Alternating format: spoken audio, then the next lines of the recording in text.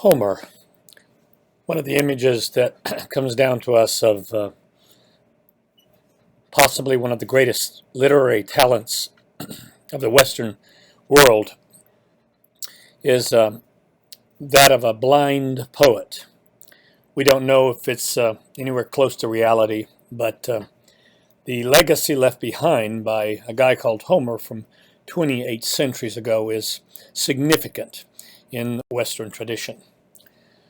Heinrich Schliemann was the amateur archaeologist that decided to look for evidence that the stories, the war, the narratives, the characters, and the epic poems called the Iliad and the Odyssey by Homer were not just total fiction. You see, he had read the Iliad and the Odyssey growing up. His mom had read them to him, kind of like a mother might read Little Red Riding Hood to a child, except that the Iliad and the Odyssey are dripping with blood, are full of violence, so it seems kind of like a strange diet for a child. But the Iliad and the Odyssey were, in the 19th century, when Heinrich Schliemann grew up, they were a part of the classics or classical world that the especially German society was trying to reevaluate and bring back forward again. And when Schliemann became an adult and wealthy businessman, well, then he decided that all those tales, all those places, the geography, the rivers, they had to have a core that was historical, that was real. And so he decided on his own that Greek epics by Homer were just more than myth, more than just fluff, made up stuff. Of course, the gods and the intervention of the gods and all that was made up, but were the main characters, were the battles, were the destroyed cities, were they part of it? He took his wealth and he began excavations, and thus he found the Troy of the 13th century, destroyed by a Greek expedition. He went back across the Aegean Sea and found the citadel, the fortress that had belonged to Agamemnon, King of Kings, Lord of Lords, that headed that expedition of Greeks to punish the Trojans. And the point is, we now know that, yes, there's a core. Thanks to Schliemann, we know there's a core of it that's real. There are real rocks, real stones, and maybe there are real Achilles, real Agamemnons, and real Hectors. Homer is not read as much in schools today. The classical tradition is disappearing a bit, but in this quick survey that we're making sure you understand the impact that the twin epic poems of the Iliad and Odyssey have had on Western tradition for 28 centuries. It's still popular today in movies. Those that don't read it in school absorb its stories, even though sometimes modified by Hollywood in popular movies. But in the academic circles, there are still many of the themes that are brought up by Homer in a discussion of the war at Troy, and then the aftermath of it are still very important subject matter in academic circles. Let's start by defining who Homer was. He was like an embedded journalist. He was like a journalist that was on the front lines of warfare. He was maybe in a dangerous position. Watching the heroic gestures, the courageous adventures. That's what a bard was. A bard was what we may call a poet mixed with a journalist, but also a musician, because a bard usually accompanied the poetic lines that he wrote to tell how heroes had been victorious or had been defeated. He wrote them in poetry and elevated language. So, and poetry, by the way, was used until the early 1600s, when the first novel of Western civilization appeared in Spain. And since then, we've been writing in prose, not in poetic verse. But all great stories in ancient times were told in poetry. And they were usually accompanied by professional bards with musical instruments, and they would memorize thousands of lines. And that's what you did around the campfire at nights when there wasn't, of course, modern day entertainment, electricity, and Netflix. The bard was very important to the city, to the battlefield, to the ancient world, because he saw how people were cowards, how they were courageous, how they lived, how they died, and then he told their stories. There are some that question whether Homer really existed or if he's just a concoction of later centuries. But the truth is that if you read in the original language 16,000 lines of the Iliad, you realize there's a one mind behind this. And yes, he was a very talented figure, and what he has been, Homer and his works have been, is a major influence on Western literary tradition, and therefore Homer is at the head of a literary tradition for Western civilization with his two poems called the Iliad and the Odyssey. The Iliad and the Odyssey are kind of like the Greek pagan Bible. It tells the stories of good and bad.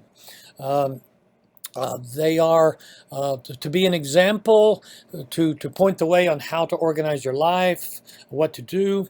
Even today in Greek schools, even though Greeks are Orthodox in faith, they're not pagans anymore. They don't ascribe to the gods of the Iliad and the Odyssey, the pagan gods, but still the children are required to read these two epic poems that date back to 28 centuries ago. I keep saying that date because Homer inherits the stories of the battles, the War of Troy, from fellow bards that have been telling them around campfires for centuries.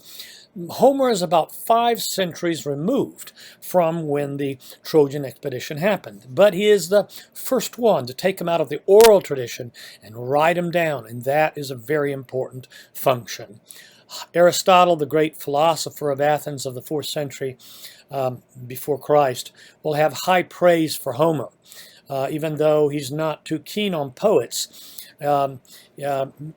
Aristotle says that really all other literary forms take up only the scraps at the dinner table of Homer. Basically, he's saying Homer is a feast, and you need to make sure you understand the depth of it. In our quick survey here, let's take a look at the major characters of one of the two. I will quickly make reference to the Odyssey, but I want to focus mainly in the few minutes we have with the Iliad by Homer. And there are 3 main characters. There are 2 Greeks and a Trojan. Then, of course, a slew of other characters as well. And again, I call them characters, but the strong possibility is that they were real people, even though their actions or gestures may be magnified in some fashion by mythology. Still, Achilles, he's a Greek. He's the best of them. He's the fastest. He's the best trained warrior. He's absolutely lethal. He's swift-footed. You never see him coming. He's the best of the Greeks. Now, he is at the Battle of Troy under the command, theoretically, of Agamemnon, because Agamemnon is a king. Achilles is a king too, king of Ithaca, an island, and he's king of the Myrmidons. He has his own men. But he brings to the battlefield his own men and his own skills, and theoretically he's under the leadership of Agamemnon, who's the king of kings. There are many Greek kings that come to the Trojan War. 1,000 black ships sailed across the Aegean Sea to go punish the Trojans for their daring. And Agamemnon was at the head of them. You got to have a head. You got to have somebody that's giving the orders. Agamemnon is Greek too, but Agamemnon and Achilles are not on the same page. They don't go by the same values. They're both Greeks, but they don't fight for Greece. They fight for themselves. Actually, Achilles fights for his honor, while Agamemnon fights for stuff. Agamemnon lives by the diktat of he who dies with most stuff wins. Agamemnon is different than Achilles. Achilles doesn't care much about war trophies. What he cares about is what will be said of him in the future, what will be his place in the minds of men.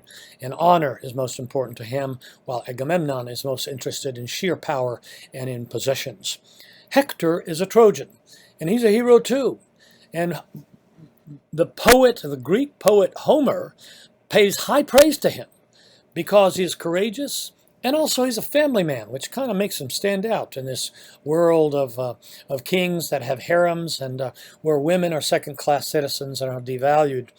But Hector has a wife. She is noble. She's in the palace of Troy, and Hector has a son, and he loves his wife, and he loves his son, and he's not just a mindless brute that checks into battle every day and can't wait to die. That is not the way it is with Hector. He has something to live for, which is the affection of his wife and his son and his father, who's the king of Troy. Hector is highly praised by Homer, even as Homer describes his atrocious death. And that was, I guess, a spoiler if you're going to try to read this. Very quickly, epic poems never start at the beginning. You see, the Greek audience always knew, the audience around the campfire always knew the background story. It's you and I that don't know the background story. Epic poems always begin in the middle somewhere, and it's how you tell the story that matters. It's not the score and who wins. Everybody knows that. Everybody knows that the Greeks eventually, after 10 years, will defeat Troy and bring it down, and you've never heard of the Trojans anymore, but you've heard of the Greeks, and it's because they win that war. But let's start with the background that you and I don't know and all the Greeks knew, which is there had been a beauty competition up in the heavens. A god called the god of discord had not been invited to a party up in Mount Olympus, and so he tries to throw a kink in the heavenly party up there by throwing a golden apple, so to speak, into the throne room of Zeus. And it says to the most beautiful. And of course, that begins the competition among the goddesses as to who that might be. And there are 3 finalists. One of them's the wife of Zeus, the other one's the goddess of love, Aphrodite, and then there's Artemis. Well, Zeus knows better than to side against his wife, so he beams up from the earth. He beams up a Trojan prince by the name of Paris. He's going to pronounce judgment, Paris is. And so Paris is bought off. All 3 of the goddesses offer him something to choose them, but it's the goddess of love, Aphrodite, that offers him the most beautiful woman on earth. Her name is Helen, and maybe you've heard of her. She's Helen of Troy, but actually before she was of Troy, she was Helen of Sparta. She was already married, the wife of a Greek king of Sparta by the name of Menelaus. But the gods don't care about fidelity and promises made down there on earth, and so Aphrodite enables Paris to basically walk in a room where Helen is, there in the throne room in Sparta, and basically draw, through a spell, seduction, draw Helen away with him. He steals the wife of a Greek king, and that is the beginning of the war. The thwarted husband screams and goes to his big brother, who's Agamemnon, king of Mycenae, and says, we can't let them get away with this, stealing my wife, those good-for-nothing Trojans. And thus Agamemnon assembles under his command all the other Greek kings with their men, and they sail across the Aegean Sea and invade, go to the Turkish coast, where the city of Troy was in the 13th century before Christ. Now, how much of this is true? You have to ask yourself along the way. The Troy existed. The destroyed Troy exists. Did it all start because somebody stole somebody's wife? Well, that may be. Wars have started for that and less. But that said, that's where you have to try to extricate the core that is real from that which is maybe enlargement upon the stories. And of course, whenever the gods are mentioned, that's clearly bringing in mythology.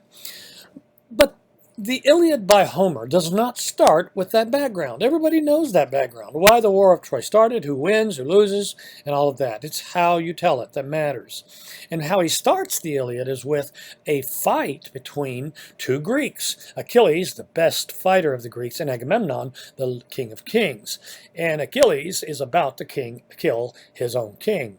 That led the expedition, because Agamemnon has stolen one of his favorite girls in his harem, if not the favorite girl. Agamemnon has a lot of girls in his harem, but he has had one taken away from him, so he just arbitrarily decides to take one of Achilles, and that just about begets the killing of Agamemnon by Achilles.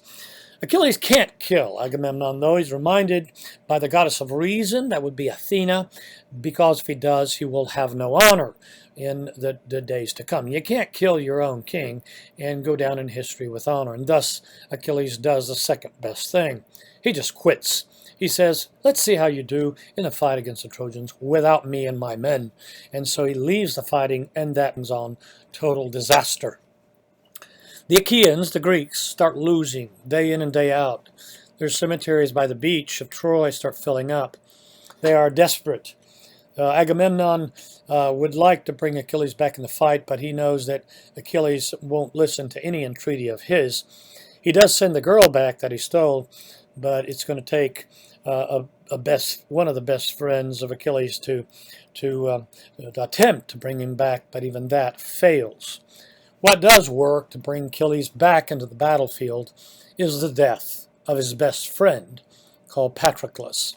Patroclus can't stand the fact that Achilles is out of the battle and Greeks are dying day in and day out, and so, excuse me, he steals the weapons of Achilles, thus looking like him as he enters the battlefield. So the Greeks are encouraged by what they think is Achilles on the battlefield, while the Trojans are run in fear because Achilles is the best of them all. But Patroclus is not Achilles. He has his weapons, but is not him, does not have his expertise, his courage, and so he dies. He's killed by Hector. And thus, when Hector takes the weapons off of what he thinks is Achilles and discovers that it's not him, thus there is the moment in which Achilles re-enters the fight.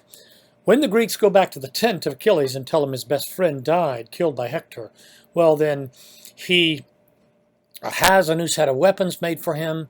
He then furiously re-enters the battle, turning the river in front of Troy into the color of blood, with as many Trojans as he kills on his way.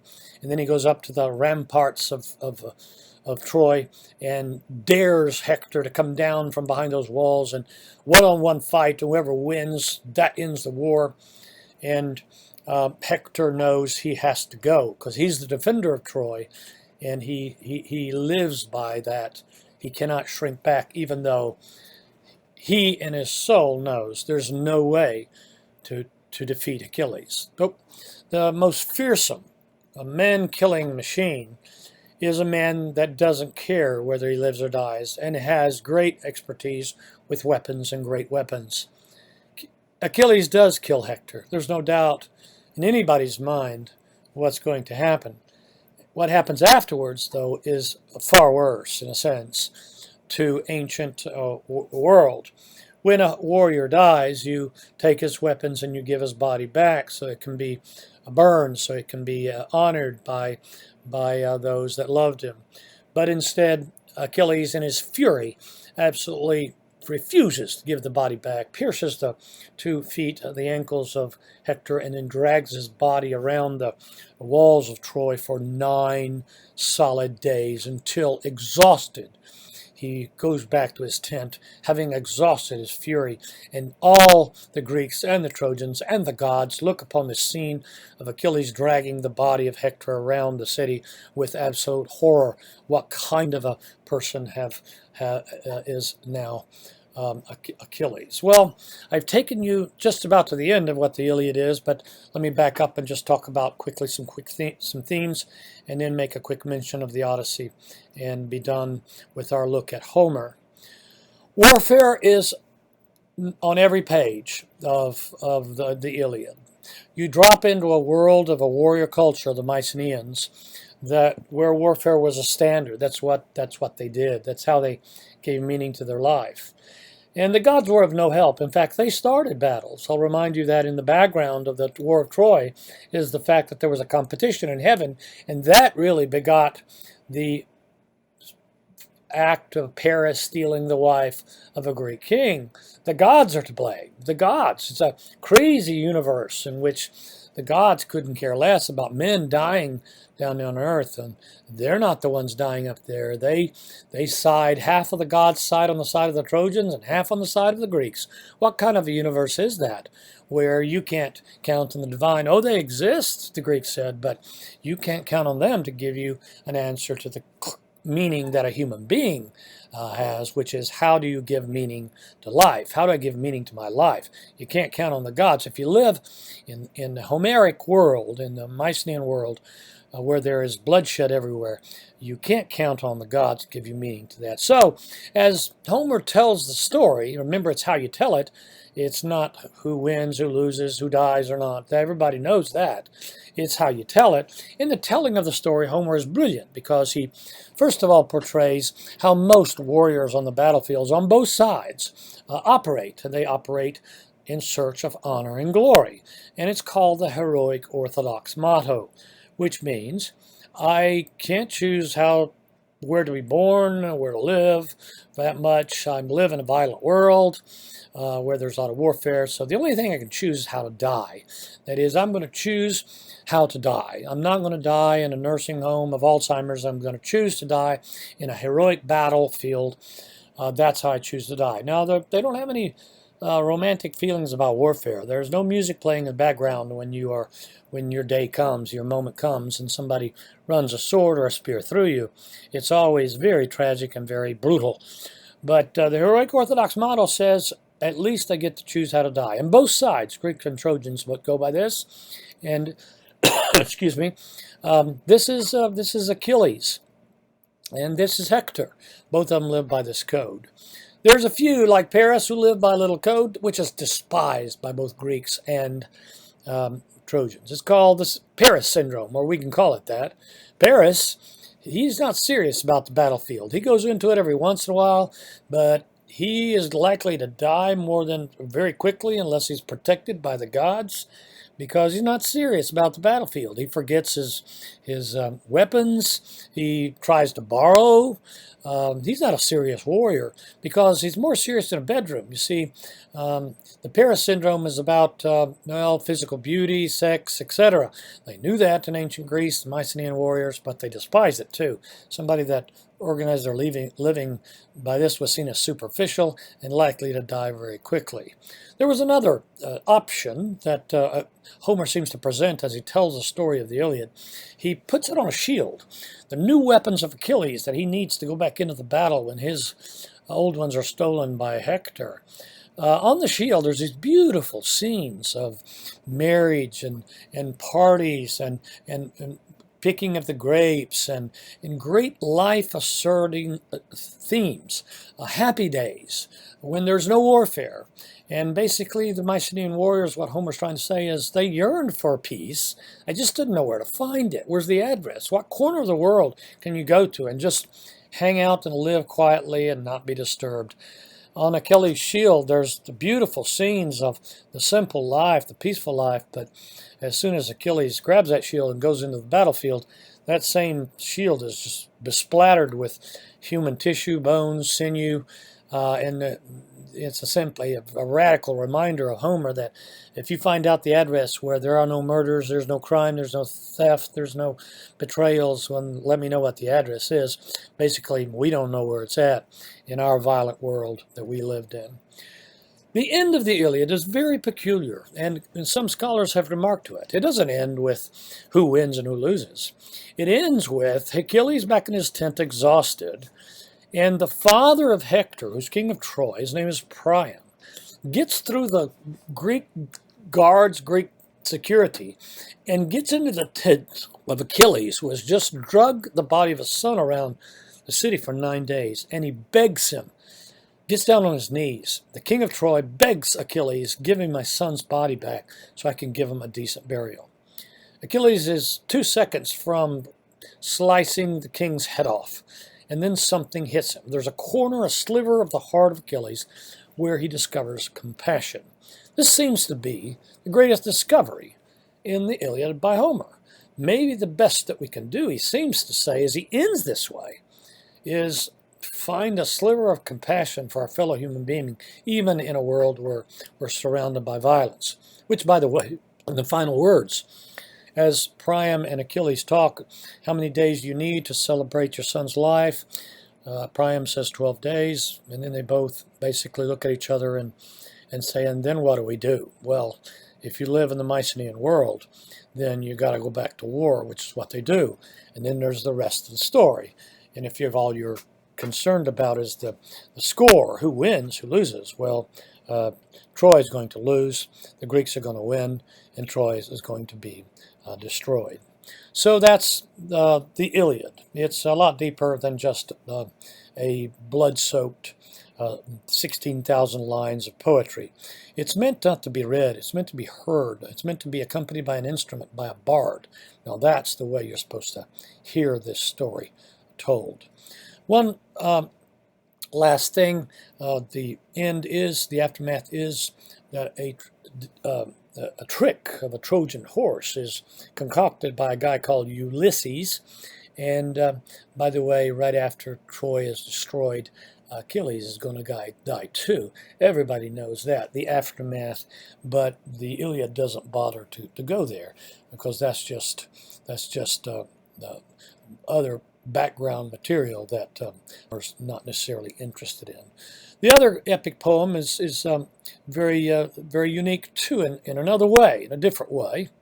One of the Greek kings, King of Ithaca, named Ulysses, the guy that came up with a Trojan horse, he wants to go home to his wife, who was pregnant when he left, and now it's been 10 years, and his boy is 10 years old, and he's never met him. We'll name him Odysseus. Ulysses becomes Odysseus, and that's why it's called the Odyssey, the twin epic poem that Homer wrote. It's about a 10-year journey of a husband and a father to get home after the Trojan War is finally ended. You see, the relationship with the gods is still, precarious, meaning Odysseus, or Ulysses, has the goddess of wisdom on his side, that would be Athena, but he has the goddess Hera, the wife of Zeus, against him. And she doesn't want him to get home because he, with his stratagem of the Trojan horse, defeated the Trojans. And she was on the side of the Trojans. So she's going to throw all kinds of misadventures and tragedies and distractions at Odysseus and keep him from getting home, taking 10 years to get home. So 10 years of war, 10 years to get home. He's been gone 20 years by the time he finally gets home. In the meanwhile, his wife is being encouraged by various suitors to proclaim her husband dead and move on and choose a new king. And in the meanwhile, the son of Odysseus, Telemachus, grows to be a 20-year-old.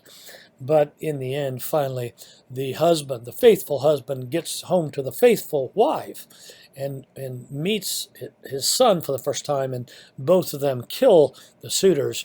And there's a wonderful reunion of the family, even though, of course, it's soaked in blood. Those who were enemies have to be taken care of. The Odyssey is unique, too, because it seems to celebrate fidelity and marriage. Something very rare, of course, in these ancient worlds. And here are 3 quick themes that also come out of a reading of this great epic poem by Homer. Cunning is better than strength. Odysseus is going to have to use his head and use tricks to get out of the various misadventures that are thrown his way. Fidelity is set up against us, the attempts to seduce Odysseus, to keep him from going home to his wife. And in general, there's the theme of civilization in thinking is better than, is superior to the brute force of creatures like the Cyclops, one-headed giants who kill all the men of, most of the men of Odysseus, but in the end they are not sufficient to defeat a civilized, intelligent man who wants to get home to his wife and his kingdom. This concludes a quick look at Homer.